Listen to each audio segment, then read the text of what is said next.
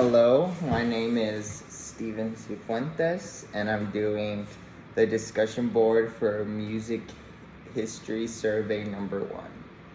So, how are you doing? I'm doing pretty well.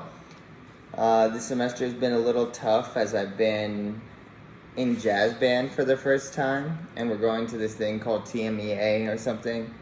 I've heard of it before, but I've never been. And the music's pretty difficult, honestly.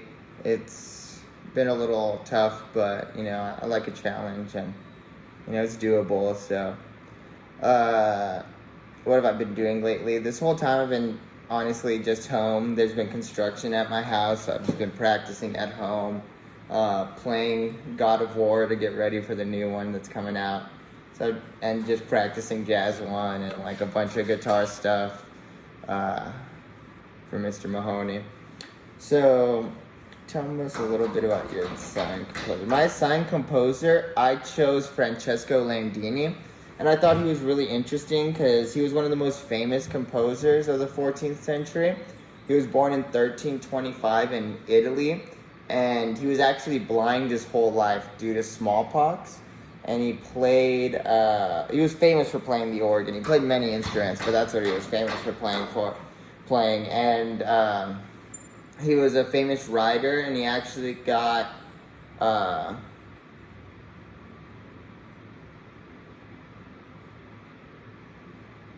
he was credited by so at the age of 39 he was given the Laurel Crown, which was like recognition for his achievement in poetry, music, and literature.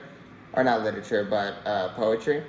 And he was given that by Pietro il Grande, the king of Cyprus. So he was very well known. And he's, as one of the most famous composers, 135 or so of his works are saved in libraries. So there's a lot of material to go over.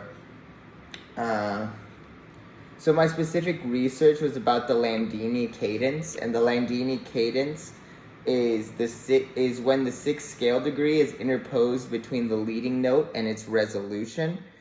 My study was basically on how that became known as the Landini cadence and why he made it so famous. So the piece I chose, which uses a lot of the Landini cadence, is Non avrà mai pietà, and it's written in 3/4, and it has 3 voices, 2 females and a tenor. It has a tenor, an alto, and a soprano, I believe. And it's written in the key of C. And my original connection was to see why it became the Landini cadence, and from my research I figured out that Landini used the cadence much more than many other people did at the time.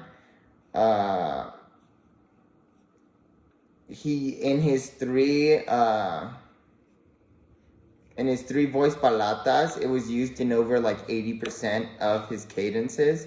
So that systematic use in his ballatas was that systematic use in his 3 voice ballatas is what gave him the name, because he used it so much that it became known as his cadence, even though it had been used for hundreds of years before.